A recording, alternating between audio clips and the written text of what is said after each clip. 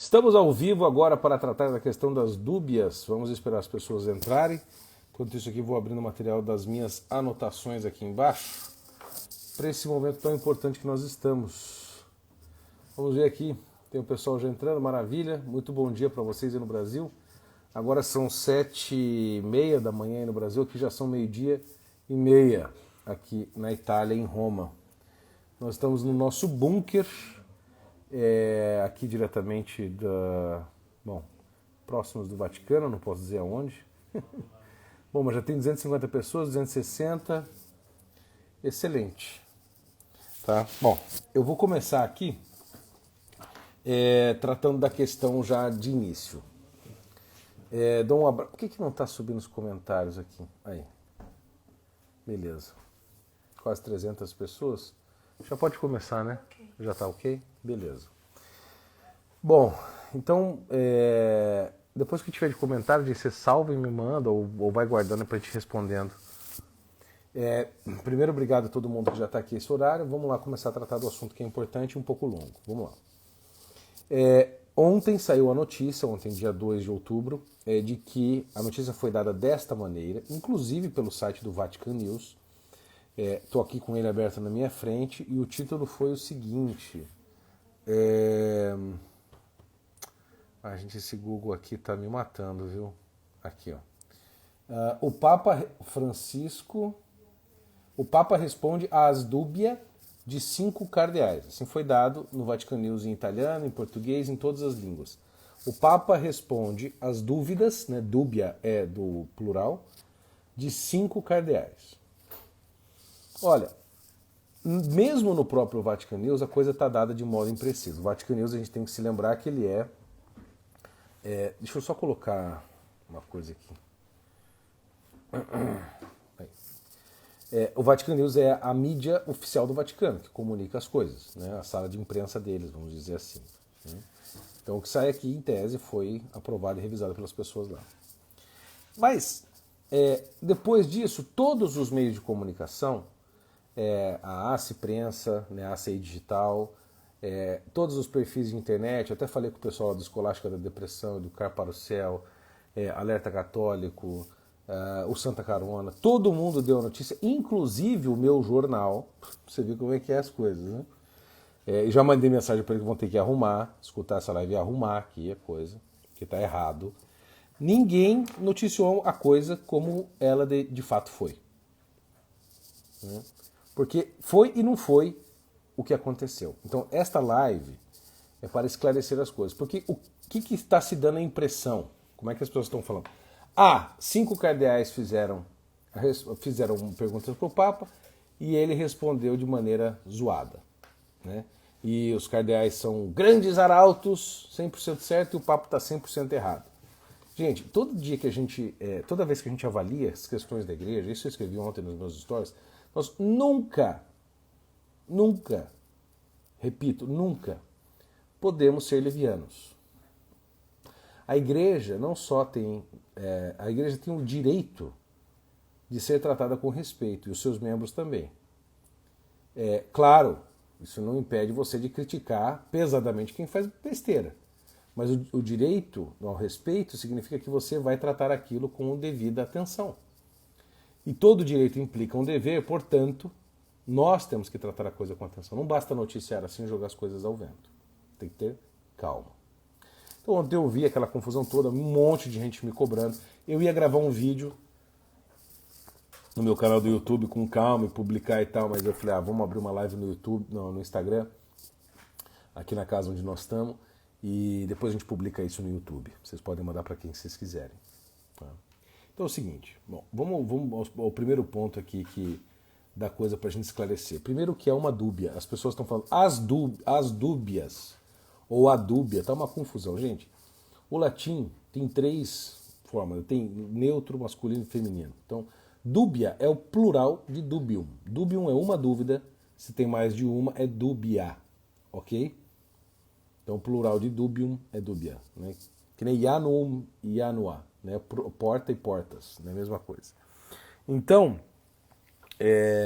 a dúbia como eu peguei inclusive uma citação do Cardeal Burke, que assinou essas dúbias, É a forma plural da palavra dúbio, que significa... Aí diz assim, quando surge na igreja uma questão ou uma dúvida importante acerca da fé ou de sua prática, ou seja, da fé ou da moral, ou seja, a regra geral e a sua aplicação, é costume que os bispos e sacerdotes, pode até ser padre ou cardeal, ou mesmo os fiéis, você pode fazer isso, se vai ser resposta ou não, não sei, mas você pode fazer, articulem formalmente a questão ou a dúvida e apresentem ao Romano Pontífice, apresentem ao Papa, cujo ofício é competente para lidar com o tema.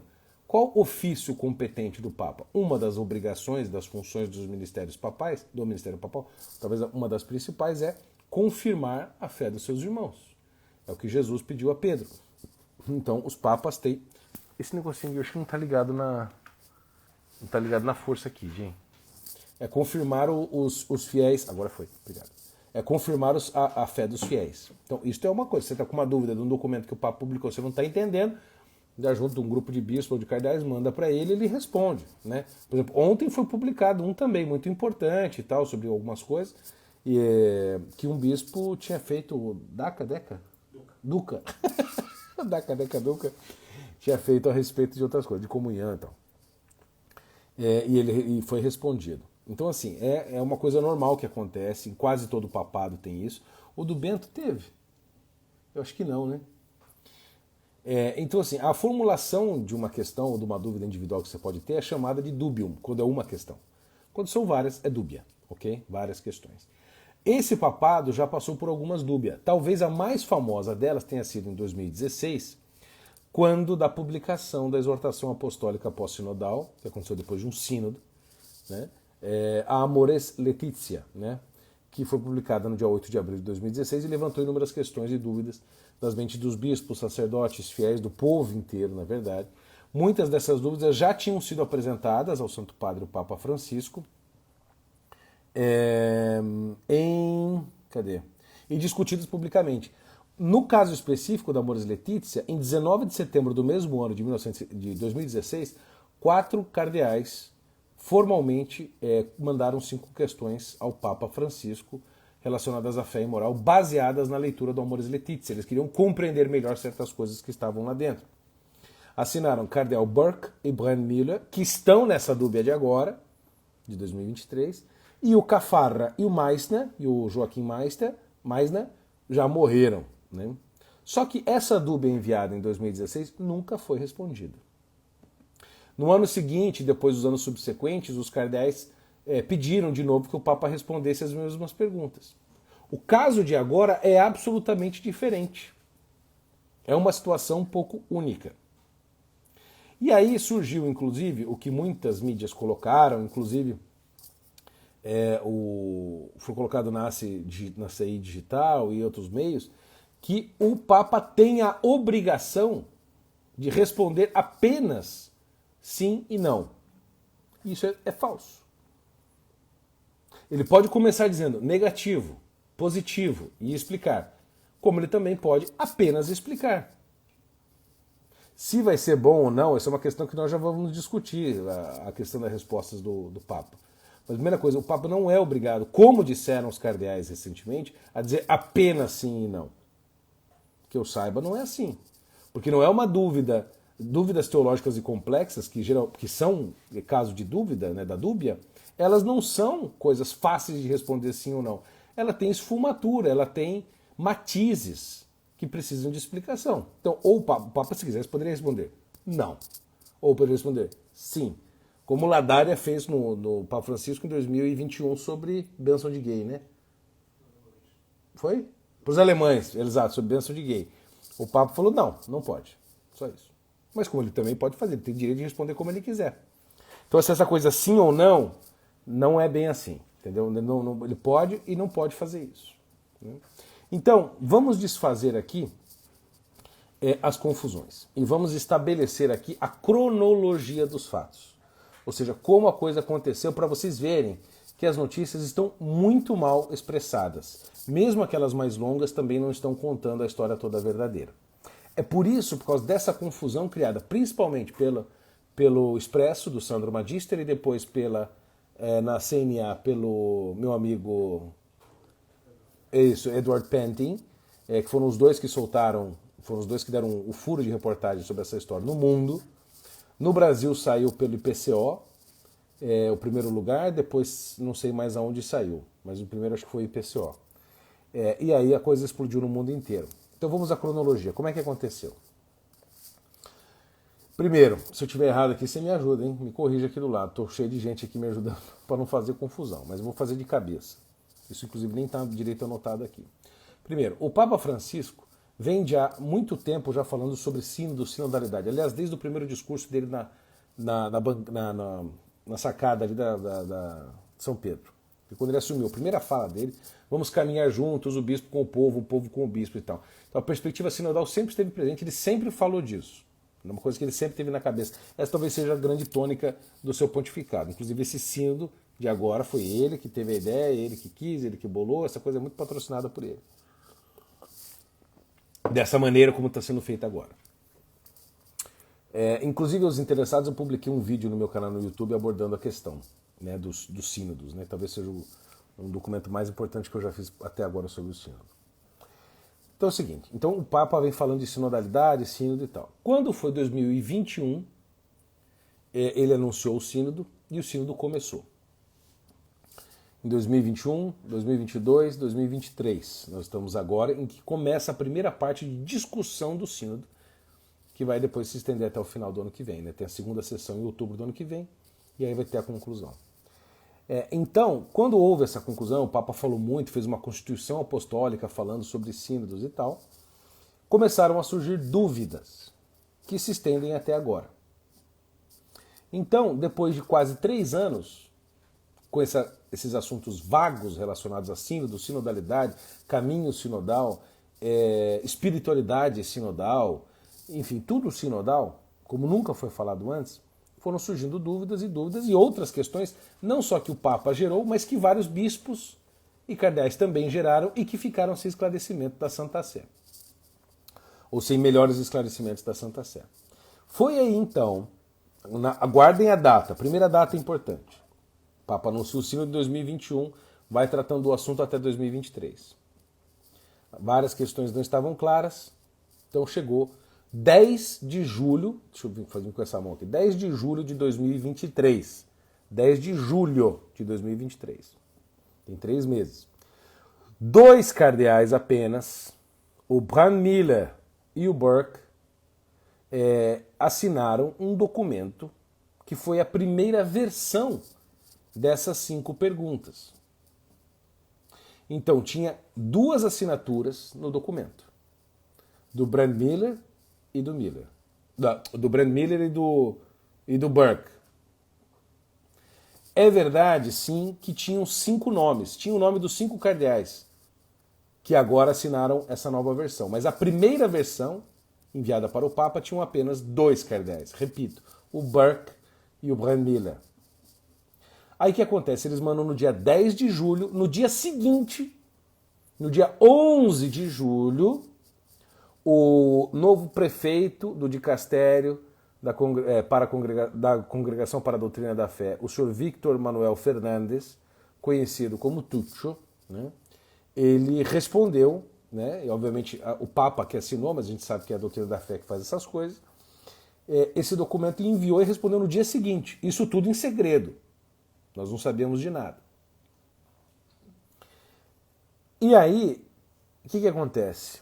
O documento, como nós vamos analisar as respostas do Papa Francisco, vamos dizer assim, ele dá uns tapas com luva de pelica nos cardeais, tira um sarro, dá as respostas, nós já vamos ver assim, né, o teor, e os caras não gostaram muito, por N motivos.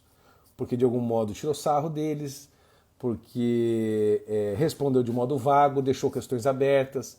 Então, segundo eles, assim, não estava bom. Foi então que um mês depois, 1 mês e 11 dias depois, no dia 21 de agosto, eles juntaram as outras 3 assinaturas que faltavam.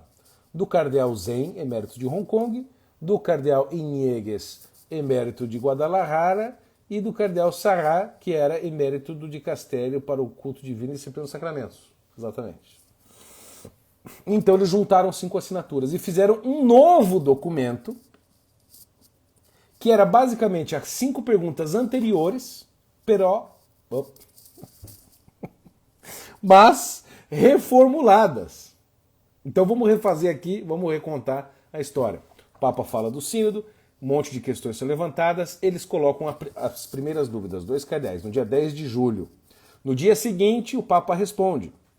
As respostas, segundo os cardeais, não foram satisfatórias, então eles juntam mais 3 assinaturas, fazem um novo documento e enviam ao Papa, que não respondeu até agora, no dia 21 de agosto. Por quê?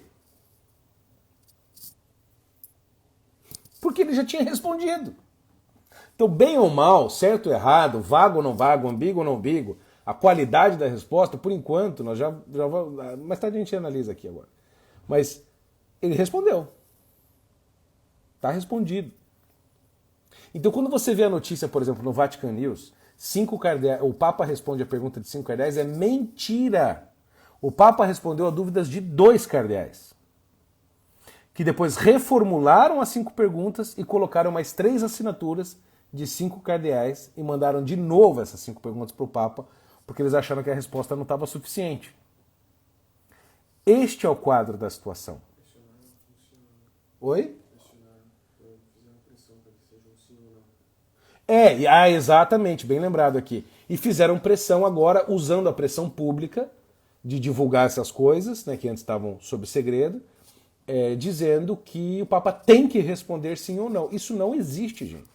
Então, esta exigência dos cardeais é uma exigência que extrapola a autoridade que eles têm para fazer isso e também, por assim dizer, é uma falta de respeito. Eles poderiam dizer, Sua Santidade, por favor, nós gostaríamos que o senhor respondesse essas perguntas porque elas ainda estão vagas e pronto. Mas dizer assim, tem que responder sim ou não? Eu nunca vi isso, não existe na tradição da igreja que eu saiba essa coisa do sim e do não na dúvida. Né? Eles poderiam pedir até para responder de novo, mas não responder com um sim ou não. Tá? Isso é muito importante dizer. Então, como deveria ser noticiado? Vaza a resposta do Papa Francisco a 2 cardeais de dúbia, que depois foi reformulada e o Papa não respondeu. Sei lá, tinha que ser alguma coisa assim. Não poderia ser feito como foi agora, que ele responde a dúvida de 5 cardeais. É mentira, ele respondeu a dúvida de 2. Tá claro? O pessoal tá entendendo aí, Jim? Tá entendendo? Então, tá claro? Estão gostando aí? Então tá bom, vamos continuar aqui agora. Esse foi o 5º ponto. Então, o primeiro ponto, só para retomar.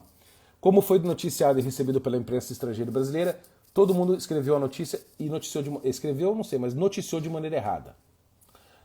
Eu expliquei o que é uma dúbia, falei das dúvidas anteriores. Agora, terceiro ponto, a confusão e a cronologia verdadeira dos fatos.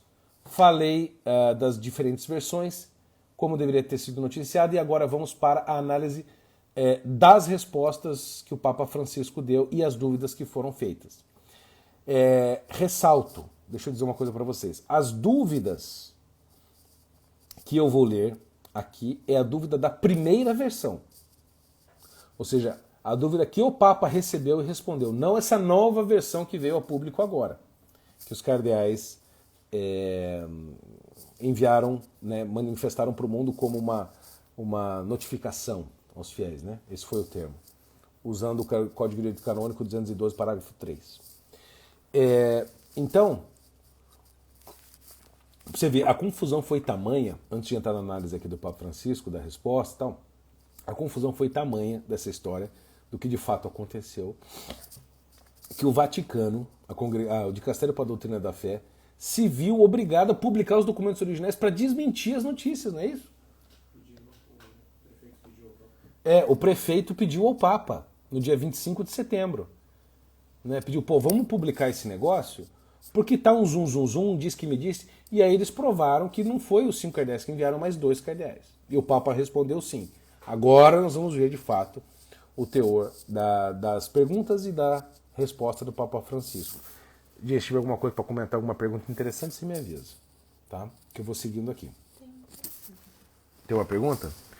Essas dúvidas não teriam sido bolas levantadas para o Papa cortar, antecipando uma pressão que ele vai sofrer durante o sínodo?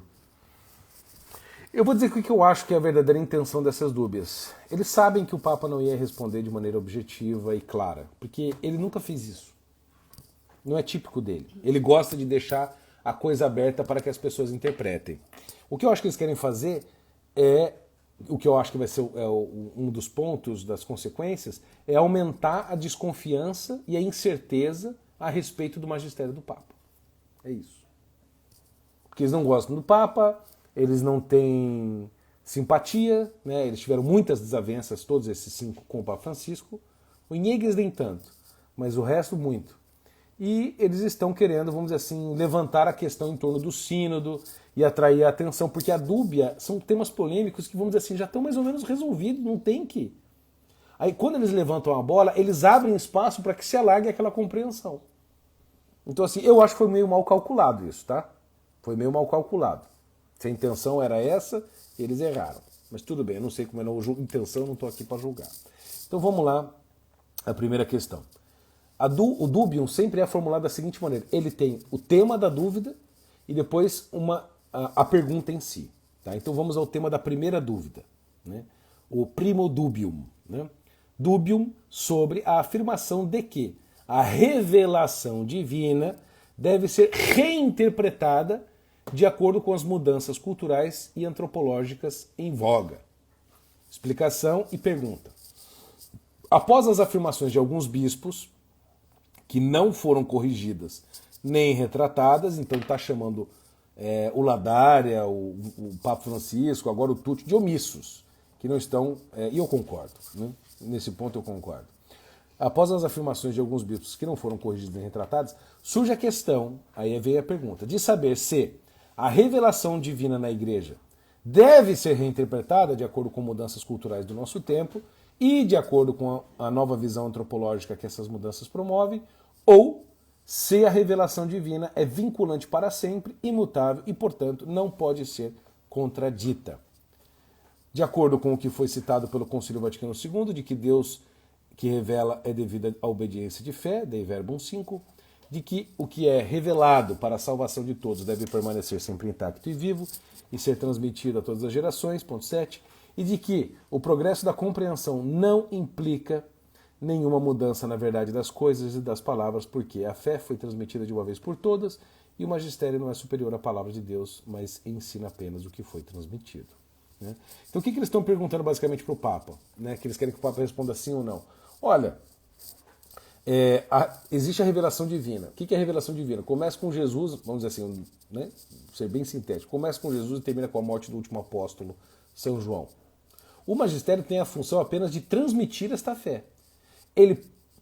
Eu já vou entrar na questão do desenvolvimento, de transmitir essa fé, mas não de mudar a sua interpretação de acordo com o tempo, senão cada vez você tem uma nova verdade para o povo. E eles estão querendo saber, dá para reinterpretar e mudar cada vez a verdade, ou isso é imutável? Né? Óbvio que é imutável, porque isso a Igreja sempre afirmou, inclusive o Concílio Vaticano II. Aí o Papa Francisco vem e responde. Caros irmãos, embora nem sempre pareça prudente responder diretamente às perguntas que me são dirigidas, e seria impossível responder todas elas, diz o Papa, neste caso eu considerei oportuno fazê-lo dada a proximidade do sínodo. Né? Faltava ali julho, agosto, setembro, outubro, faltava 3 meses para o sínodo. Né? Então a resposta à primeira pergunta sobre revelação divina, se dá para mudar ou não a interpretação. E aí começa o samba, vamos lá. A resposta depende do significado que atribuem à palavra reinterpretar. Se for entendida como interpretar melhor, a expressão é válida. Porque nesse sentido o Concílio Vaticano II afirmou que é necessário que através do trabalho dos exegetas, os intérpretes, e eu acrescentaria dos teólogos, o juízo da Igreja amadureça. Né? Então o que ele está dizendo? A gente tem que entender o que significa interpretar melhor. E aqui ele não explica o que é isso. Então fica a questão vaga. Interpretar melhor pode significar deixar aquele texto cada vez mais claro, ou pode ser dar um novo sentido, que não necessariamente negue o anterior. Não sei. Né? O melhor aqui é o problema. Continua o Papa Francisco. Portanto, se é verdade que a revelação divina é imutável e sempre vinculante, a Igreja deve ser humilde e reconhecer que nunca esgota a sua insondável riqueza e precisa crescer na sua compreensão. Acho que é válido isso. Consequentemente, também cresce em sua compreensão do que ela mesma afirmou em seu magistério. Ou seja, a interpretação da explanação da revelação. As mudanças culturais continuam e os novos desafios da história não alteram a revelação. Claro que não, porque a revelação já acabou com a morte de São João. Mas, sempre tem um mas, podem nos estimular a expressar melhor certos aspectos de sua riqueza transbordante que oferece sempre mais. Então não é interpretar, ele diz expressar melhor. A gente pode expressar aquilo que já foi revelado e não muda de uma maneira melhor para que a sua riqueza transpareça. É inevitável que isso possa levar a uma melhor expressão de algumas afirmações passadas do magistério. Isso de fato aconteceu. Por outro lado, então você vê, isso é... Pô, será que eu posso falar isso? Típica mente jesuíta. Pronto, falei. Né? É tal, mas é tal. Né? É isso, mas também tem aquilo. Pá, pi, pá, pá. Nunca é uma coisa reta, é sempre muito dialética. Então, por outro lado, é verdade que o magistério não é superior à palavra de Deus. Verdade? Mas também é verdade, tá vendo? Que tantos textos, por outro lado, sim, mas também. Né? É verdade que tanto os textos da Escritura quanto os testemunhos da tradição precisam de uma interpretação que permita distinguir sua substância perene dos condicionamentos culturais. Claro, a sua essência e as condições do tempo.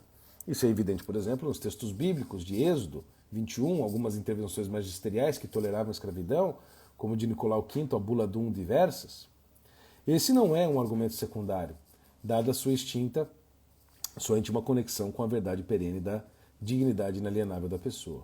Né? Ou seja, existiam textos antigos, pelo menos um do Nicolau V, que toleravam, né, não é que aprovavam, mas toleravam a escravidão. E que tinha um núcleo ali que devia ser preservado e reinterpretado não, expressado melhor, que era a dignidade inalienável da pessoa humana. Então preciso ouvir o magistério depois e corrigir esta expressão da verdade imutável de que o homem tem um valor inalienável por quanto criado por Deus e a sua imagem. Esses textos precisavam de uma interpretação.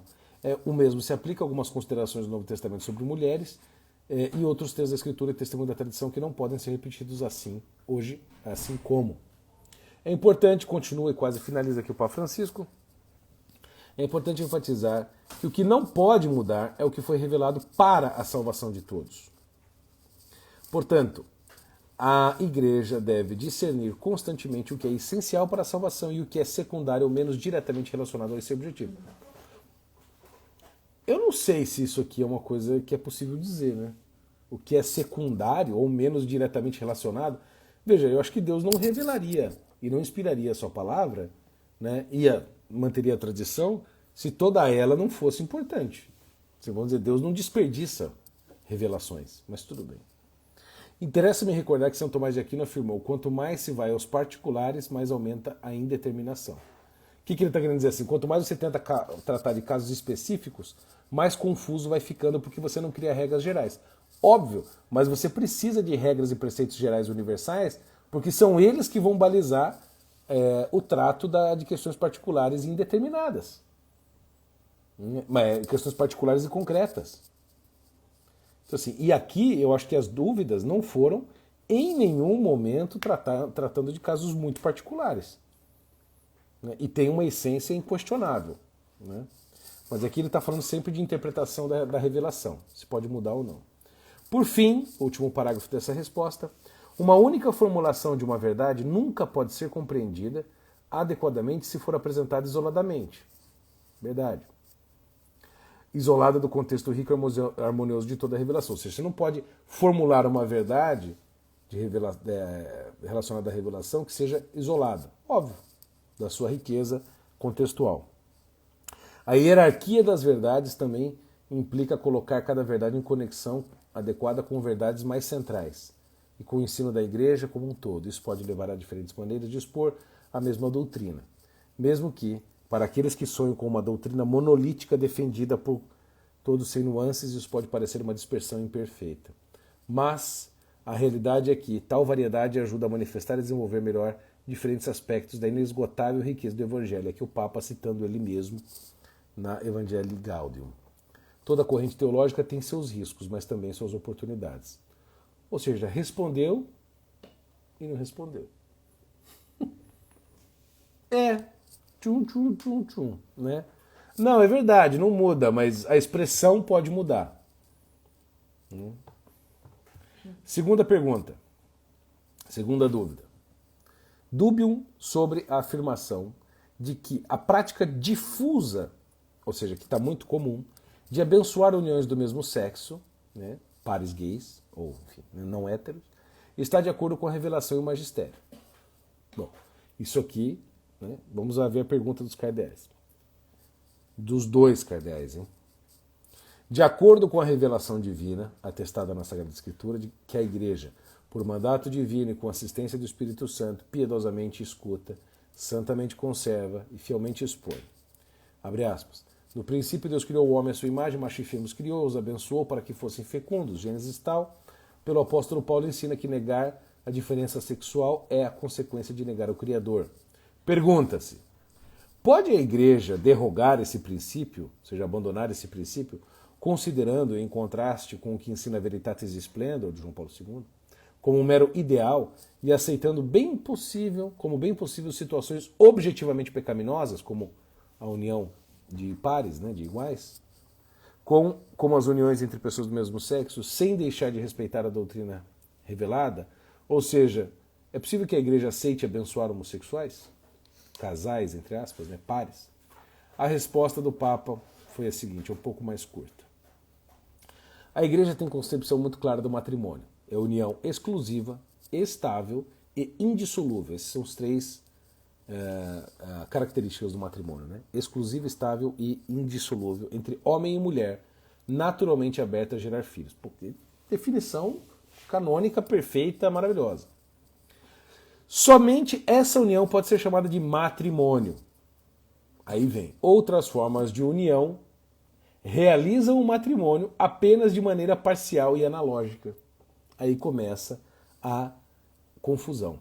E aí ele cita aqui a Amores Laetitia do Papa Francisco, que é o objeto das dúvidas lá de 2016. Então, parece que ainda nós estamos na mesma confusão. Quem sabe isso aqui não é um jeito de responder as dúvidas da Amores Laetitia com uma... e tem dois assinantes das primeiras dúvidas agora nessas novas dúvidas. Então, continua aqui. Outras formas de união realizam o matrimônio apenas de maneira parcial e analógica. Ou seja, o que é uma analogia? É uma comparação de semelhanças e diferenças. Né? É uma síntese, né? Quer dizer, uma síntese de diferenças e semelhanças. Portanto, não podem ser chamadas estritamente de matrimônio. Mas, diz assim, realiza parcial e analogicamente. 2. Continua aqui a resposta. Não se trata apenas de uma questão de nomes, mas a realidade que chamamos de matrimônio tem uma constituição essencial única que requer um nome exclusivo, não aplicável a outras realidades. É sem dúvida muito mais do que um mero ideal. Ou seja, o matrimônio não é um ideal que se realiza e não é apenas uma palavra. Ele é uma palavra que expressa uma coisa única, que não pode existir de outra forma. Ou seja, é homem e mulher aberto à vida, exclusivo, indissolúvel e estável. Ponto. Não se pode dar o nome para outra coisa, senão isto de matrimônio. Você não pode nomear matrimônio uma outra coisa que não seja isto, porque é uma coisa muito importante. Por essa razão, a Igreja evita qualquer tipo de rito. Aqui, inclusive eu fui checar no original, que o Papa responde em espanhol, e no original está evita. É evita. Aqui para mim está o erro. Grave. Meu Deus, olha. Quem sou eu para falar isso? O Francisco está dizendo que o G1 diz que o Papa poderia abençoar gays. Não é isso, mas talvez seja. Veja, nesse ponto C da resposta da pergunta 2, eu acho que é problema, porque diz assim, a Igreja evita qualquer tipo de rito ou sacramental, tipo água benta, exorcismo, bênção, etc., que possa contradizer essa convicção e leva a entender que se reconhece como matrimônio algo que não é. seja, a igreja evita dar bênção para homossexuais. Evita fazer algum rito que possa contradizer a convicção de matrimônio. Como evita? Isso você não se evita, isso você proíbe. Então, o termo aqui está complicado. Parece assim, a gente evita, mas pode ser que tenha exceção. Que é o que vocês vão ver que o documento aqui, pelo menos vagamente indica. O que é? O que você acha da exclusão do direito canônico no final da segunda pergunta? Exclusão do direito canônico? Eu já vou chegar aí no final da segunda pergunta, estamos chegando lá. C. Todavia, em nosso relacionamento com as pessoas, está vendo? Tem sempre um todavia, né? E por outro lado aqui. Todavia, em nosso relacionamento com as pessoas, não devemos perder a caridade pessoal, certo? E que deve permear todas as nossas decisões e atitudes. A defesa da verdade da verdade objetiva, não é a única expressão da caridade, que também é composta por gentileza, paciência, compreensão, ternura e encorajamento, portanto não podemos ser juízes que apenas negam, rejeitam e excluem. Verdade. Só que não adianta você ser gentil, paciente, compreensivo, terno e encorajador se você não tiver a verdade. Então, a verdade e a caridade estão unidas em cima. Estas outras virtudes têm que decorrer, mas elas não podem relativizar a verdade, porque senão é uma falsa gentileza, uma falsa paciência, uma falsa compreensão, ternura e encorajamento. Jesus nunca negociou... O que é isso? Eu não consigo ver nada. Não consigo ver nada. Eu não consigo... Você não consegue, você não pode relativizar a verdade no altar da tolerância. Olha lá, ó. Vou mostrar para vocês aqui. Aqui é esse aqui. A Ana Paula Henkel falou e coisa que me passou. Ó. O Wall Street Journal, um dos jornais mais importantes do mundo. Vou ler para vocês. Papa Francisco amacia, né, abranda o banimento do Vaticano sobre bênçãos de casais gays. E é verdade. Isso aqui é verdade. Tá? Isso é verdade mesmo. Infelizmente, isso aconteceu. O que eu acho? Foi um erro dos cardeais, no meu entender. Porque se eles não tivessem feito essas perguntas, não teria aberto essa brecha. Ou talvez eles quisessem que abrisse essa brecha para fazer o Papa falar um negócio que ele não tinha falado e concordar com o sino do alemão. Porque o Ladaria, que era o prefeito do dicastério antigo, no lugar desse Túcio argentino, tinha negado e falado que é impossível a igreja abençoar pares gays, porque a igreja não abençoou o pecado. Lembra disso? Pô, foi uma bomba. 2022, né? Mas agora voltou. Então está saindo pela culatra. Nós já vamos ver as consequências destas dúvidas aqui, as possíveis consequências. Né? Primeiro esse caos que está agora, né? Obviamente. Continua a pergunta da resposta do Papa Francisco, a segunda pergunta sobre bênção de pares não héteros, né? Pares gays. Portanto, a prudência pastoral deve discernir, olha lá, discernir adequadamente se existem formas de bênção solicitadas por uma ou mais pessoas que não transmitam um conceito errôneo de matrimônio. Pois, quando se pede uma bênção, está se expressando pedido de ajuda, ou uma súplica para viver melhor, uma confiança em um pai que pode nos ajudar a viver melhor. Discordo! Não é bênção. Bênção é pedir para que Deus bendiga aquilo, para que Deus faça prosperar aquilo. Então, se você tem dois gays juntos, que se dizem um casal, vivem como um casal, e vão lá na igreja, na frente, o padre impõe as mãos e diz, que abençoe-vos Deus Pai Todo-Poderoso, e abençoe essa união de vocês, né, por Cristo nosso Senhor, o que ele está pedindo? Está dizendo que Deus reconhece aquilo como legítimo, verdadeiro, bom e santo, como querido por ele. E isso não é verdade. Isso é pecado e vai levar você para o inferno. É o que diz a Escritura, pelo menos. Então, pode ser de fato a bênção expressa, pedido de ajuda, súplica, confiança, mas não é só isso não. A essência da bênção não é essa. Então ele estava falando anteriormente no documento de preservar a essência e depois os secundários a gente vê, aqui a essência da bênção não está retratada. E esse documento foi escrito às pressas, porque ele foi respondido um dia depois, no dia 11 de julho. Dia 10 de julho eles mandam o primeiro documento, os dois cardeais. No dia 11 de julho o Papa responde. Aí no dia 21 de agosto juntam mais 3 cardeais, reformulam as perguntas, mandam para o Papa. Ele não responde e aí eles tornam público Gera uma confusão, o Vaticano vai lá e torna público todos os documentos para que não haja mais dúvida. E agora o caos está instalado e ninguém mais entende nada, eu estou aqui para explicar para você. Continua. Por outro lado, o quê?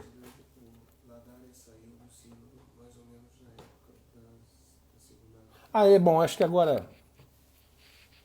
bom, tem esse fato, né? O atual prefeito da Congregação para a Doutrina da Fé, que é quem responde essas questões, mudou, né? Antes era o Ladária, que era um cara muito equilibrado, e agora veio o Túcio, né? O argentino amigo do Papa. Por outro lado, embora existam situações em que, do ponto de vista objetivo, não são moralmente aceitáveis, como a união gay, né? A mesma caridade pastoral exige que não tratemos simplesmente como pecadores outras pessoas cuja culpa ou responsabilidade pode ser atenuada por vários fatores que influenciam a imputabilidade subjetiva. Ou seja, a gente não pode simplesmente, claro, pegar um casal gay e falar assim, vamos embora vocês aqui, Jesus não ama vocês. Não, Jesus ama, por isso se convertam, vamos ajudá-los, vocês têm que viver a castidade, tal, que é o que a igreja sempre fez, né? Depois o final da resposta à segunda pergunta as decisões que podem fazer parte da prudência pastoral em determinado... tem um ponto aqui do ponto F da segunda pergunta que ele fala assim, ponto E, a prudência pastoral deve discernir adequadamente. Prudência pastoral deve discernir, ou seja, não existe um magistério que diz faça assim, não faça assim, abençoe gay, não abençoe gay. É a prudência pastoral. Então o padre ou o bispo lá na sua situação local que vai decidir, discernindo. Como? No processo sinodal, né, que estão sugerindo que seja assim como vai ser no sínodo agora. Senta ali a palavra, reza das mãozinhas, espera, fala, escuta, sabe? Porra. Final da segunda resposta.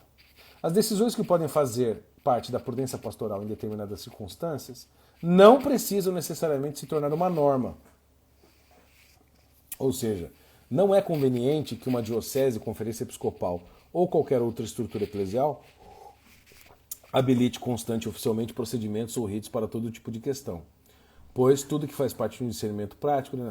O que ele está dizendo assim? Olha, pode ser que o bispo, o padre ou a comunidade eclesial ou a conferência episcopal ache legal e diga que é bom dar bênçãos. Gente, o que é essas coisas que foram aparecendo aqui no fundo? Fazer bênçãos para pares gays. Pode ser que eles digam, mas o Papa disse que não é bom que isso seja oficializado. Pô, mas daí gera mais confusão. O direito canônico não deve e não pode abranger tudo. Nem as conferências episcopais, com seus vários documentos e protocolos, devem pretender isso, uma vez que a vida da igreja flui por muitos canais além do... Isso é verdade, pô.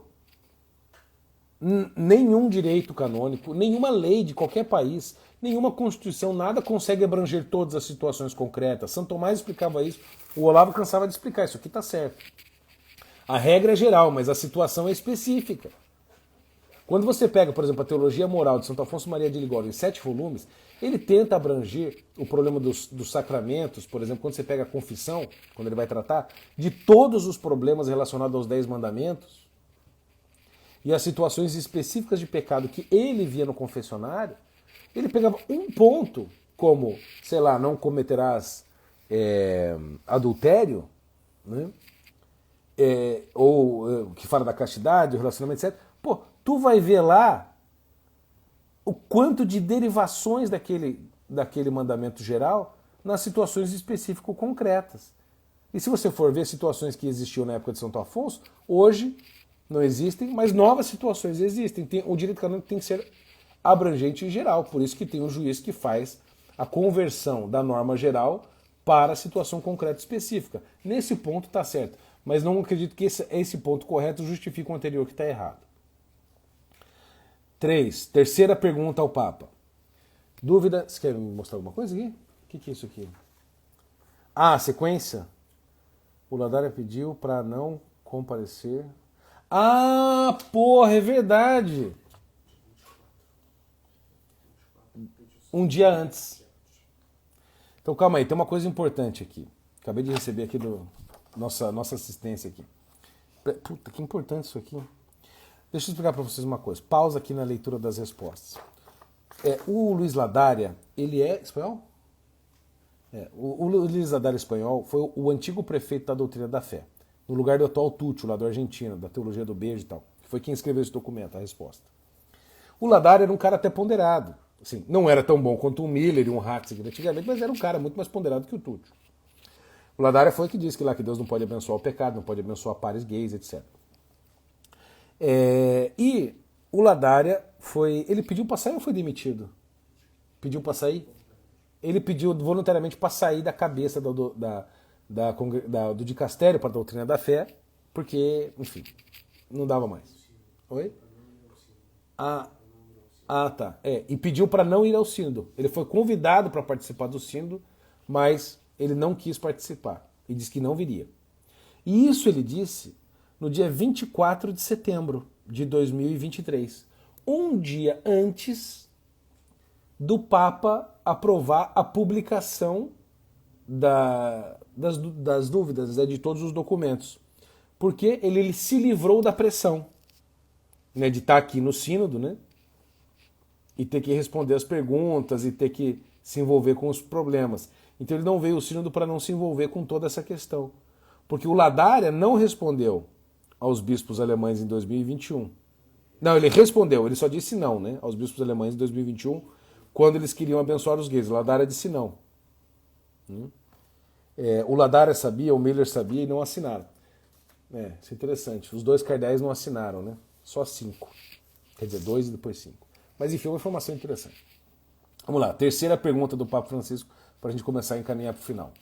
A pergunta foi: dúvida acerca da afirmação de que a sinodalidade é, abre aspas, a dimensão constitutiva da Igreja. Daí ele cita o documento do Papa Francisco e diz, de modo que a Igreja seria por sua natureza sinodal.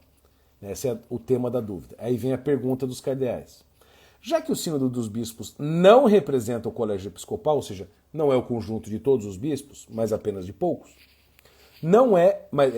e também é um órgão de consulta do Papa, e isso é verdade, enquanto os bispos, como testemunhas da fé, não podem delegar sua confissão da verdade. Ou seja, os bispos não podem delegar o seu munus episcopal, o que eles receberam, para outros. É deles e pronto.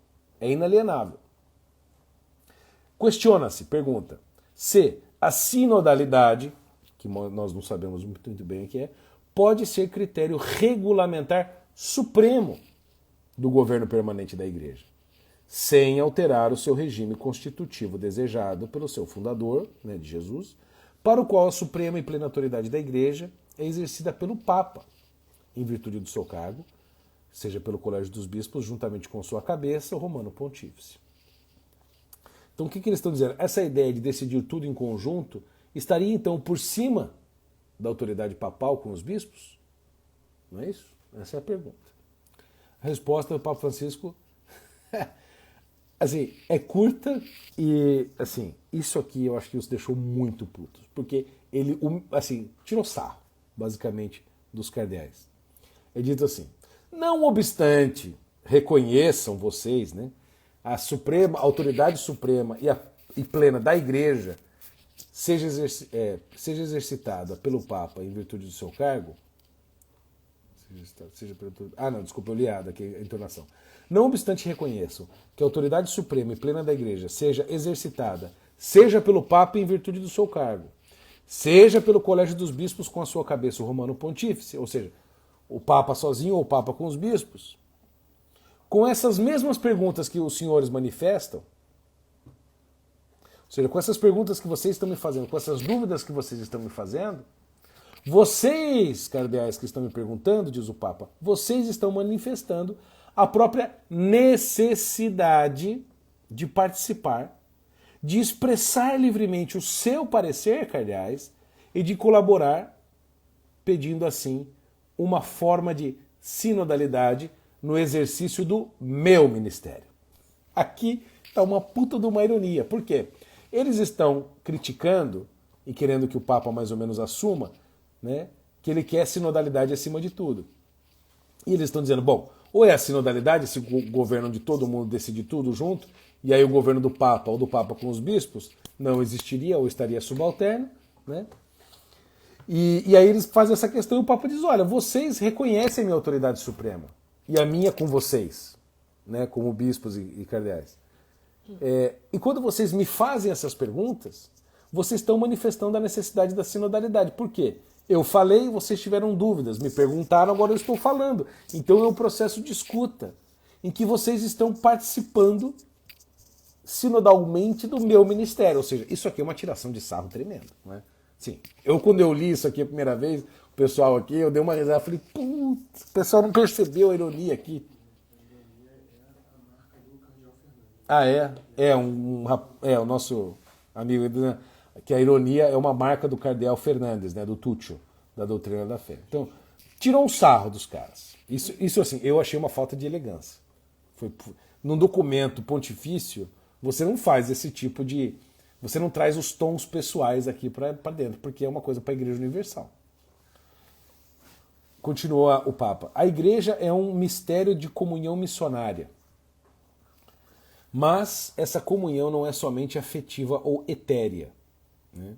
Mas implica necessariamente a participação real. Não só a hierarquia, mas o povo de Deus, todo o povo de Deus, em modos diversos e diferentes níveis, pode fazer ouvir a própria voz e sentir-se parte do caminho da igreja. É uma linguagem assim... É vaga, é sociológica, né? É confuso. Continua. Nesse sentido, podemos dizer que a sinodalidade como estilo e dinamismo, sinodalidade como estilo e dinamismo, no sentido de dinâmica, né? Vai e vem, escuta, silêncio, ouve, reza, é uma dimensão essencial da vida da igreja.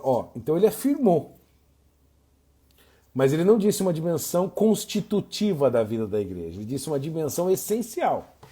E de fato isso mais ou menos aconteceu desde o princípio. O povo trazia necessidades para os apóstolos, Pedro, Tiago e João, por exemplo, sobre a questão do judaísmo ou dos judaizantes, e eles, em resposta, fizeram o concílio de Jerusalém e comunicaram ao povo. Isso sempre aconteceu, mas não da maneira como está acontecendo agora.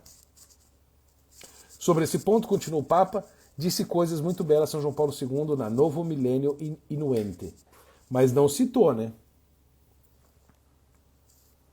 Pessoal, vemos um Barroso. É mais ou menos por aí. Continua o Papa aqui terminando a resposta à terceira pergunta. Uma outra coisa é sacralizar ou impor... aqui me pegou. Porra.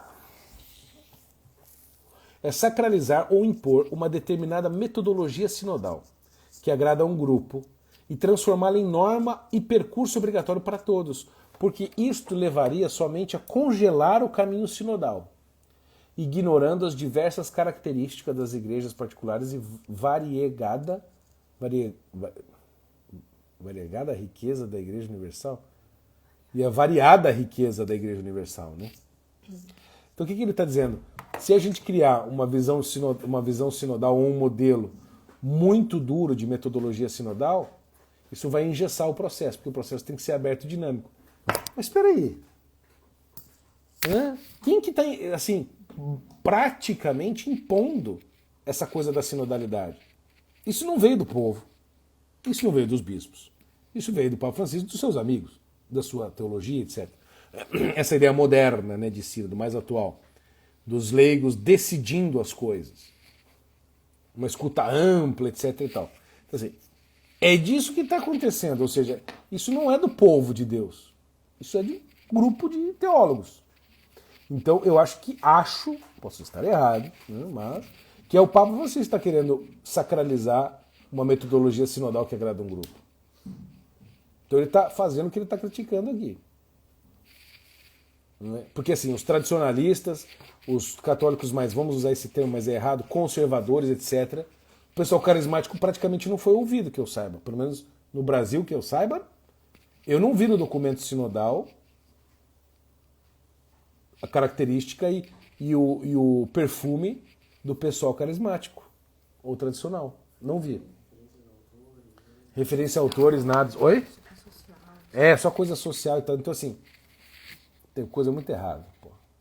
Quarta pergunta. Estamos chegando no fim. Dubium, né, pergunta acerca do apoio de pastores e teólogos à teoria de que, abre aspas, a teologia da igreja mudou e que, portanto, a ordenação sacerdotal pode ser dada às mulheres. Aqui, essa foi a pergunta. Essa e a questão da bênção para gay, talvez para pares gay, talvez tenha sido assim, a maior bomba dessa história aqui. E um pouquinho, acho que a questão da interpretação, né? Mas ele ficou tão vago que não dá para entender, né? A pergunta dos cardeais foi a seguinte: após a afirmação de alguns prelados são os membros da hierarquia, né? Que não foram nem corrigidas nem retratadas, segundo os quais com o Vaticano II teria mudado a teologia da Igreja e o significado da missa mudou. Pergunta: se questiona se ainda é válido o ditado do Concílio Vaticano II de que, abre aspas, o sacerdócio comum dos fiéis e o sacerdócio ministerial, ou seja, o sacerdócio universal do povo e o sacerdote especial ministerial, né, para o serviço dos ordenados, dos padres, etc., e dos diáconos, difere essencialmente e não apenas em grau. E que os presbíteros, os padres, em virtude do sacro poder da ordem, para oferecer sacrifício e perdoar pecados, ou seja, Eucaristia e confissão, basicamente, agem em nome e na pessoa de Cristo, mediador, por meio do qual tornou-se perfeito sacrifício espiritual dos fiéis. Questiona-se também se ainda é válido o ensinamento da Carta Apostólica de São João Paulo II, Ordinatio Sacerdotales, que é de 1994, que ensina como verdade a ser considerada definitiva a impossibilidade de conferir ordenação sacerdotal às mulheres, de modo que este ensinamento não está mais sujeito às mudanças nem à livre discussão dos pastores ou teólogos. Ou seja, o que os cardeais estão perguntando? Está aberta ainda a discussão para ver se mulher pode virar padre? É isso. É um jeito chique de fazer essa pergunta. E este ponto aqui eu acho que poderia ter respondido com sim ou não. E nós já vamos ver por quê. E não foi respondido com sim ou não. Acho que essa é a única, talvez, que poderia ser respondido com sim ou não. Vamos lá, continuar. Vamos ver agora a resposta do Papa. Abre aspas. O sacerdócio comum dos fiéis e o sacerdócio ministerial diferem essencialmente. Você está dizendo sim. Não é oportuno apoiar uma diferença de grau que implique considerar o sacerdócio comum dos fiéis como algo de segunda categoria ou de menor valor. Ambas as formas de sacerdócio se iluminam e se amparam reciprocamente. Claro, ou seja, o que eu, por exemplo, fiel leigo, posso fazer, e tenho vocação e sou chamado a fazer, o meu sacerdócio leigo, não é inferior, por exemplo, em grau, ao que um padre faz. São funções diferentes, serviços diferentes. Né? Por exemplo, nós tivemos com um padre aqui em casa, 3 padres recentemente, eles nos abençoaram e nos deram, né, bênçãos, etc e tal. Outro dia veio um celebrar a Eucaristia, coisa que nós não podemos fazer. E eu posso fazer coisas que eles não podem, por exemplo, ter filho, falar certas verdades, ter liberdade de ação, ação política, etc. Isso eles não podem, nós podemos. Enfim, vamos continuar. Quando São João, isso aqui o Papa Francisco continua. Quando João Paulo II ensinou que é preciso definir, afirmar de modo definitivo a impossibilidade de conferir ordenação sacerdotal às mulheres, de modo algum ele estava denegrindo as mulheres e conferindo um poder supremo aos homens. Verdade. São João Paulo II afirmou também outras coisas, por exemplo, que quando falamos do poder sacerdotal estamos no âmbito da função, não da dignidade e da santidade. Verdade. São palavras que não colhemos suficientemente. Não colhemos, eu acho que é não acolhemos. Né? Afirmou ainda, claramente, esse pessoal do Vaticano está traduzindo muito mal as coisas. Afirmou ainda claramente que, não obstante, só o sacerdote preside a Eucaristia. As tarefas não dão justificação à superioridade de uns sobre os outros. Ou seja, ainda que o padre vá lá e celebre a Eucaristia, só ele pode fazer isso, não significa que o resto das pessoas não valem nada. Afirmou também ele que se a função sacerdotal é hierárquica, não deve ser compreendida como uma forma de domínio. Ou seja, não é que o padre domina como um rei sobre nós, mas é totalmente ordenado à santidade dos membros de Cristo. Ótimo. Se isto não for compreendido e não forem tiradas as consequências práticas destas distinções, será difícil aceitar que o sacerdócio seja reservado só aos homens e não podemos reconhecer o direito das mulheres ou a necessidade delas participem da condução da igreja. Então você está dizendo que, olha, é verdade, existe essa diferença entre homem e mulher, entre os leigos e os membros da hierarquia. Um são o sacerdócio universal, o outro o sacerdócio ministerial ordenado. As mulheres não são seres de segunda categoria só porque não pode ser padre. É isso que ele está dizendo até agora. Aí vem, para mim assim, sabe, isso aqui é uma cara de pau. Isso aqui, se quisesse assim, qual é o pior problema desse documento? É este aqui. Porque o negócio da benção gay tá assim, vago e tal, acho que dá para ter mil... Agora, isso aqui, não. Olha o que diz o documento. O Papa Francisco disse. De outro lado, para ser rigorosos, vamos ser nós também, porque eu como fiel posso opinar, reconheçamos, diz ele, que ainda não foi desenvolvida exaustivamente uma doutrina clara e com autoridade sobre a natureza exata de uma declaração definitiva. Não é uma definição dogmática, verdade? E mesmo assim deve ser aceita por todos. Olha, não é dogmático, mas tem que ser aceito por todo mundo. É a declaração definitiva, mas precisa ser desenvolvida exaustivamente. Ninguém pode contradizer publicamente isso, e todavia pode ser objeto de estudo, como no caso da validade da ordenação na comunhão anglicana. Ou seja, porque nos anglicanos mulher pode ser padre, né? Aí o que ele está dizendo aqui? Quando São João Paulo II publicou a Ordinatio Sacerdotalis, que foi um documento para botar fim a essa história de mulher pode ser padre, não pode, porque pipipipopopó. Ele publicou um documento curto, de próprio punho, não foi nem que o Ratzinger escreveu, ele só assinou lá ex audiência, né? Ou seja, tipo, ok, eu reconheço que isso aqui é verdade e eu assino e beleza. Não, ele escreveu, ele publicou e disse, isto aqui é definitivo. Eu vou ler para vocês o final desse documento para vocês verem se isto ainda está aberto à interpretação. Ou, como ele diz assim, se precisa desenvolver exaustivamente ainda isso. Tá? Ouçam o que diz a Ordinatio, Ordinatio Sacerdotalis, aqui. Vou abrir para vocês e vou ler. E vocês daqui me digam se isso aqui precisa de esclarecimento. Epa, tá em italiano. Oi. Português. Estou no site do Vaticano, tradução oficial, hein? Pelo amor de Deus.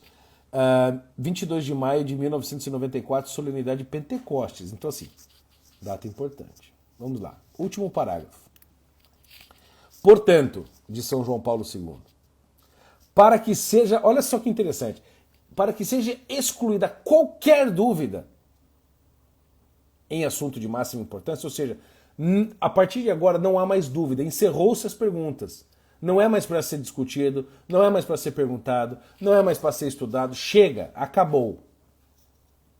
Para que seja excluída qualquer dúvida em assunto de máxima importância, como este da ordenação de mulheres ao sacerdócio, e que pertence à própria constituição divina da Igreja, esse assunto, em virtude do meu ministério de confirmar os irmãos. Então aqui nós estamos beirando o ex-cátedra. Tá? Nós estamos beirando uma situação de infalibilidade papal. Por quê? Quais são as características da infalibilidade papal? Falar a toda a igreja, quando o Papa fala a toda a igreja, sobre fé e moral, de forma breve, solene, clara, e invoca a autoridade petrina. Quando estes elementos estão cumpridos, ele está falando como sucessor de Pedro e fala, portanto, infalivelmente. É isto que definiu infalivelmente o Concílio Vaticano I, lá em 1870.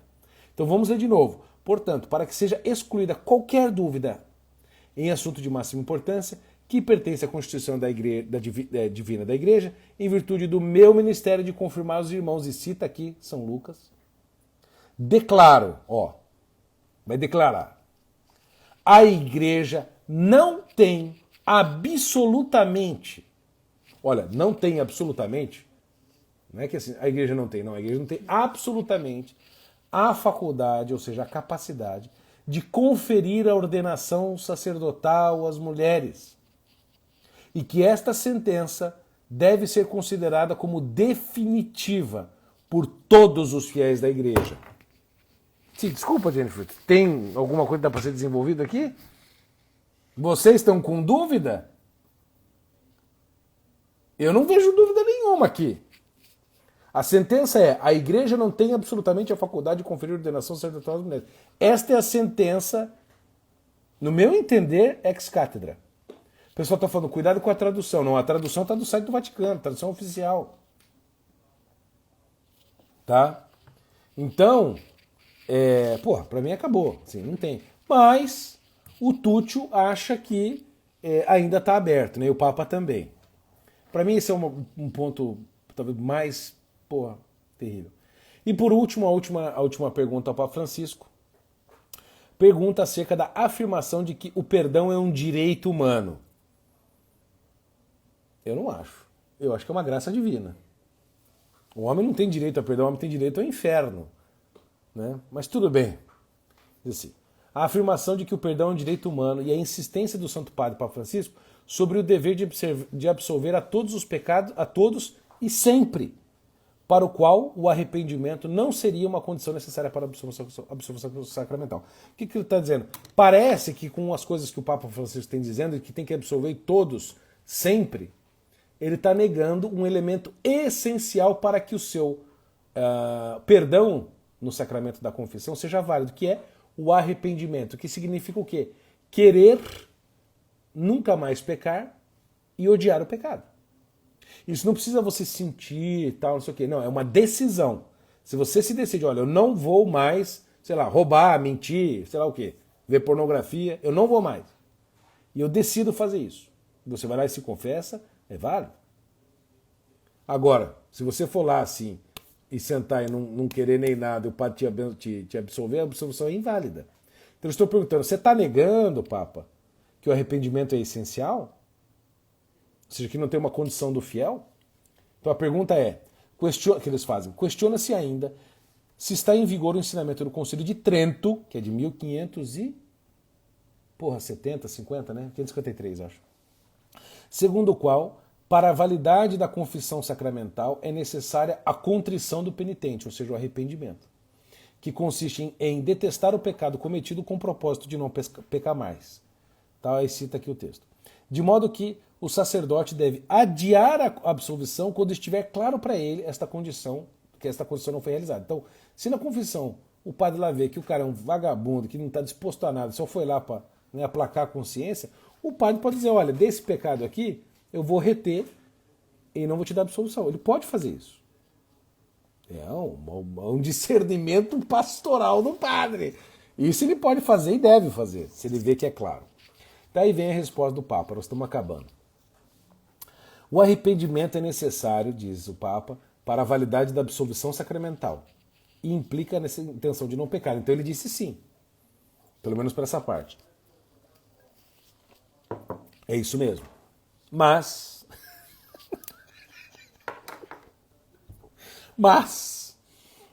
aqui não há matemática. E eu devo recordar mais uma vez que o confessionário não é uma alfândega.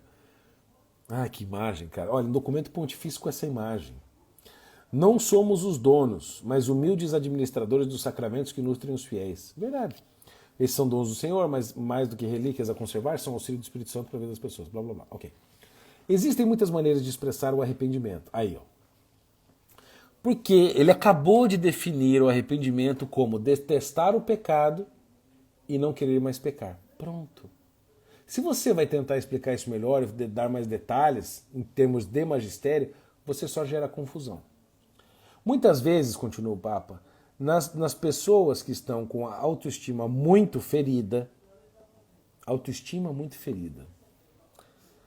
ou melhor, se elas estão com uma baixa autoestima, é muito mais fácil dizer assim, né? Está mal escrito, inclusive. Declararem-se culpados, ou se dizer, nossa, eu fiz esse pecado, é uma porcaria, é uma tortura cruel. Mas só o ato de se aproximar da confissão é uma expressão simbólica do arrependimento e de busca da ajuda divina. Expressão simbólica do arrependimento?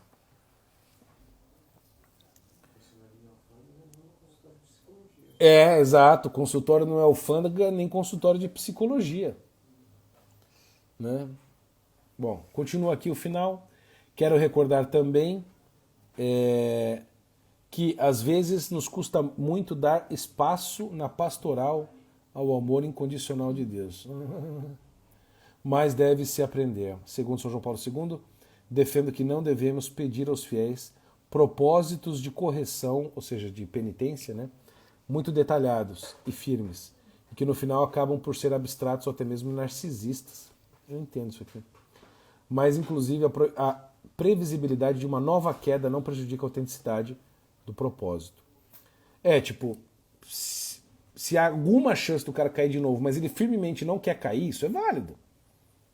Quer dizer, o cara tem uma fortíssima tendência homossexual e quer abandonar o pecado da prática sexual gay.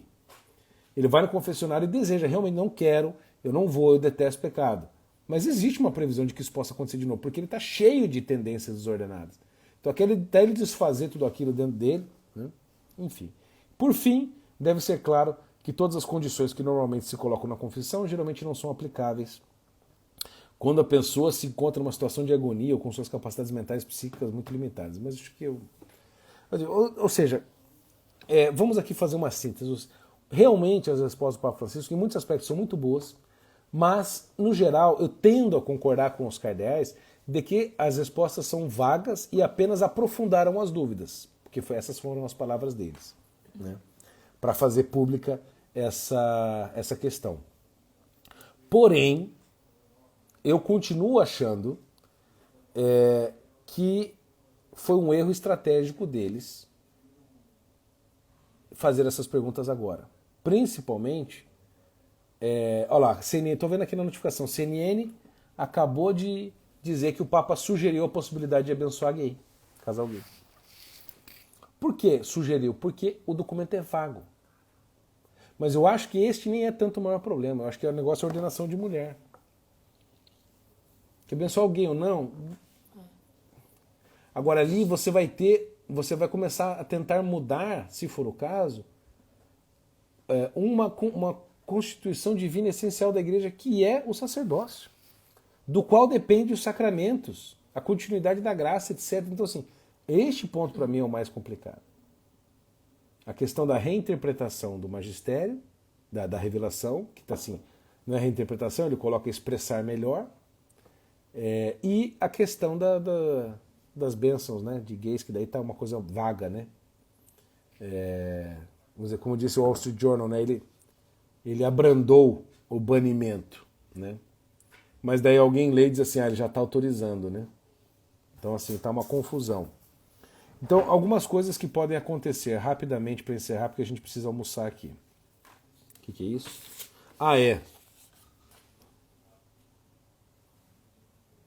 O que é isso aqui?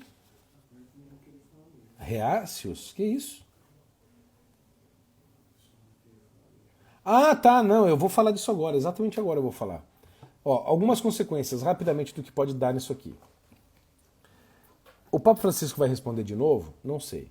Porque, lembrando, essas respostas que o Papa deu foram para os dois cardeais, Brandmeier e Burke, que fizeram em 10 de julho. O Papa respondeu isto que eu acabei de ler no dia 11 de julho, um dia depois. Eles não gostaram da resposta, acharam vaga, pegaram mais 3 cardeais, o cardeal Sarrat, o cardeal Zen e o cardeal Iniegues, e juntaram com os outros dois, com o Brandmeier e com o Burke, e reformularam as 5 perguntas e mandaram para ele. Ele não respondeu, e agora eles tornaram público e deu essa confusão toda. Então o Papa Francisco nunca respondeu a 5 cardeais, ele respondeu a 2. Entenderam? Tá? Que acabem as questões. Então, algumas consequências. Vamos pensar aqui nos desdobramentos. O Papa vai responder de novo? Assim, 95% de certeza que não. Porque ele já fez isso. Por que ele vai responder de novo as mesmas perguntas? Né? Ele pode responder? Pode. A chance é baixíssima. Né? Considerando duas coisas. Primeiro, o sínodo está chegando, vai começar amanhã. Né? Teve a vigília de abertura no sábado, a missa de abertura é amanhã. As discussões começam no dia 5, portanto na quinta-feira. Então o Papa quer o foco no sínodo, ele não quer foco nessa confusão. Ele já encerrou isso aqui, tanto que eles publicaram para todo mundo ver, para esse negócio de gritar vai morrer, segundo ele. Né? Imagino que essa seja a ideia. Então eles não querem manter e elevar a polêmica, então acho que ele não vai responder. Porque também ele já passou desde 2016 sem responder o Cafarra, o Meissner e o Burke e o Brandmeier, então, segunda coisa que a gente tem que pensar. O sínodo agora já está num processo de clausura praticamente. Apesar do Papa Francisco falar e seus próximos falarem em transparência e tal, ele pediu um silêncio respeitoso aos membros do sínodo, da Assembleia Sinodal, aos 365 membros, E ao participante são 420 participantes, mas 365 têm voz e voto. Pediu a eles que não falassem com a imprensa e que não contassem o que for discutido nos círculos de discernimento, do diálogo no espírito. Então já estava um processo fechado. Agora, com essa treta toda, a tendência é fechar mais ainda. Então a transparência do sínodo, que já estava reduzida, agora vai ser basicamente anulada. Vai ser assim quase um conclave essa porra. Não é? Essa é a minha leitura. Hã? É um tiro no pé. Se a gente estava com dificuldade de conseguir informações de dentro do sínodo, agora então ferrou. Bora pra casa. Continua. Outra consequência. Que eu acho que é a mais grave, Rafael. Que é o seguinte. Rafael aqui que escreveu aqui no comentário, fez a pergunta aqui embaixo. Se ele publica isso na Acta Apostolicae Sedis, o que é isso? Quando o Papa publica algum documento na Acta Apostolicae Sedis, significa o seguinte: isto é magistério, isto é parte do meu magistério. Isso é parte do que eu estou ensinando para a igreja. Ele não publicou lá ainda. Mas se ele publicar lá, pelo menos até agora eu não vi, né? Mas se ele publicar lá, vai ser magistério. Bom ou não. Confuso ou não, mas vai ser. E a minha questão é, não é bom ter no magistério da igreja um documento confuso, ambíguo e vago. E que dê margem para mais interpretação problemática. Por quê? O magistério deve ser claro como a luz solar. Ele é para esclarecer. É para magistério. Ele é para ensinar. E não para trazer dúvida e confusão. Então, isso é um tiro do pé. Não sei se os kardec's calcularam isso que eu estou dizendo agora. Quarto problema. Há um risco de cisma. Não sei se um risco alto, talvez um risco baixo, mas há um fato. Esse fato pode levar ao cisma. Considerando a todas as dúvidas anteriores, das dúvidas anteriores que o Papa não respondeu, e se os cardeais continuarem tensionando cada vez mais. Se o Papa Francisco dá uma resposta mais dura e diz é assim que vai ser, vamos abençoar gay, ordenar a mulher, vamos imaginar uma situação extrema. Sim. Cisma. Esses cardeais e alguns outros vão dizer, ó, se essa é a tua igreja, nós estamos fora. E aí, meu filho, eu não quero nem ver. Não vai ser bom para ninguém. Nossa Senhora, vai ser um... Olha, Satanás vai rir enquanto a gente vai se matar aqui dentro. Oi? É verdade, cardeais dos 5 continentes. O Zen da Ásia, o Burke dos Estados Unidos, né, da América, o Brand Miller da Europa e o Inhegues da Europa Central, né? Da América Central. América do Norte, pô, é México. E mais uma coisa, é o que eu falei, né? Toda essa treta de agora aumenta a desconfiança e incerteza a respeito do magistério do Papa Francisco. E eu acho que um outro ponto é que perturba fortemente a percepção dos fiéis a respeito da unidade da igreja, da supremacia do papado e abala a fé das pessoas, essas questões. Principalmente desse modo meio polêmico que foram feitas. E dessa divulgação com sobressalto, confuso, não foi bem explicado. Eu acho que se só se tivesse divulgado a resposta vaga que o Papa tinha dado aos 2 cardeais no começo, não teria dado essa confusão. Foi porque juntou 5 cardeais que reformularam, e aí dá a impressão que o Papa não respondeu. Tá? Então assim, eu não estou tomando lado aqui, entendeu? Eu acho que os cardeais fizeram bem em fazer as perguntas, mas fizeram mal em querer exigir. Tem que ser sim, tem que ser não, parece criança mimada, que isso? O Papa tem que responder do jeito que eu quero. Olha, bom ou mal, ele é o nosso Papa, goste de você ou não, não importa. Você não pode sair exigindo dele isso.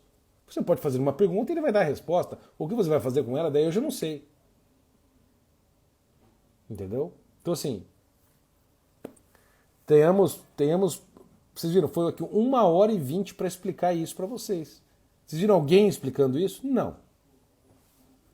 Todo mundo ontem saiu desesperado querendo noticiar e desinformaram e enganaram todo mundo. Não estou dizendo que o pessoal que fez com má vontade.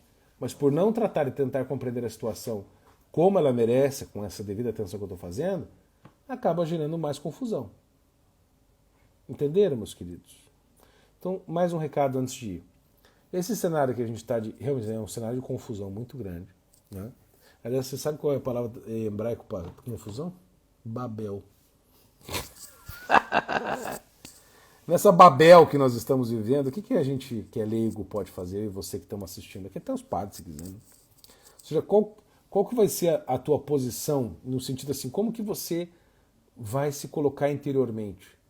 Né? Você vai apenas sair criticando, descendo o cacete na igreja? E pronto? É isso? E vai deixar a coisa assim? Ah, o Papa isso, o cardeal aquilo, a igreja tal, eu vou embora, eu vou plantar batata, eu vou virar sede vacantista, eu vou virar ateu, eu vou virar protestante. Ou você vai fazer a sua parte?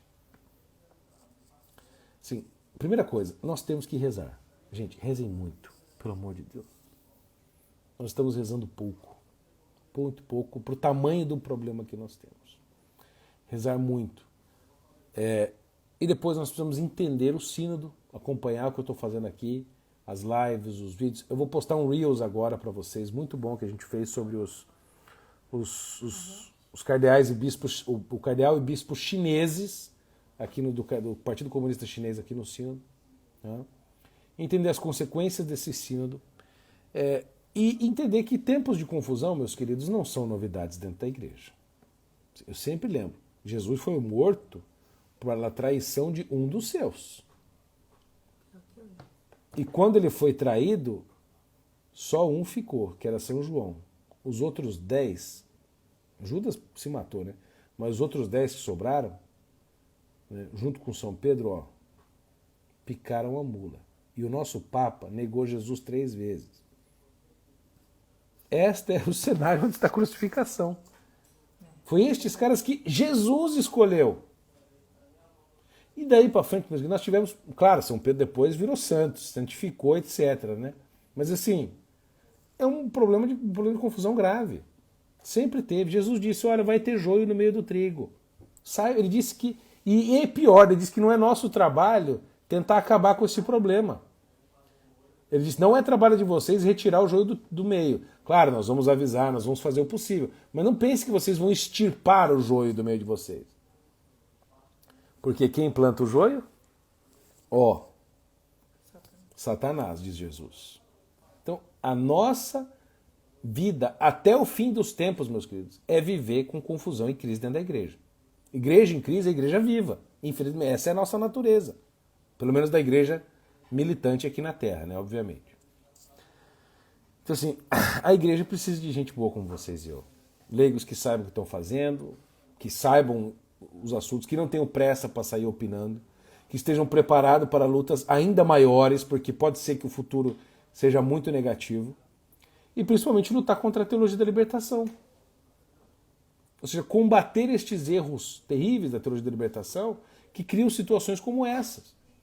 Por exemplo, você acha que os bispos alemães estariam fazendo aquele negócio se não tivesse ajuda da teologia da libertação para quebrar a confiança no magistério, quebrar a confiança das pessoas no ensino perene e imutável da igreja, ou na própria antropologia, ou seja, no próprio concepção do que é ser humano? Você acha que eles dariam bênção lá no sínodo alemão, no caminho sinodal alemão, em pares gays, se não houvesse essa influência? Porque muito da teologia da libertação veio de teólogos alemães. Por isso assim que eu vim para Roma, porque vários teólogos alemães estão aqui, vários caras adeptos da teologia da libertação estão aqui, como por exemplo o cardeal Leonardo Steiner, como o padre brasileiro Agenor Brighenti, vão estar aqui. Vários defensores da teologia da libertação vão estar aqui. Do lobby gay, de várias vertentes. Né?